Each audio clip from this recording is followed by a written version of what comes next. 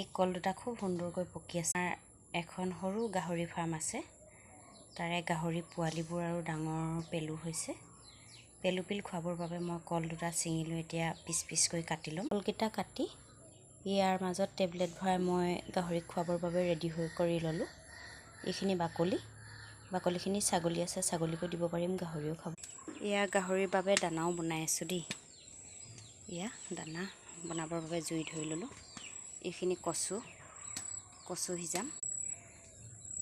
এইখিনি ব্ৰইলাৰ পেটু, লগতে এইফালে কচু সিজাওঁ আৰু এইফালে ব্ৰইলাৰ পেটু খুৱাই আমি খুব ভাল ৰিজাল্ট পাইছোঁ। আপোনালোকেও কোনোবাই পুহিছে যদি ব্ৰইলাৰ পেটু খুৱাব পাৰে, খুব ভাল ৰিজাল্ট আহে। গাহৰি দানা হয় এয়া। ডাঙৰ চৰুটোৱে ডেইলি এচৌ বনাব লগা হয়, গাহৰি যিহেতু 14টা।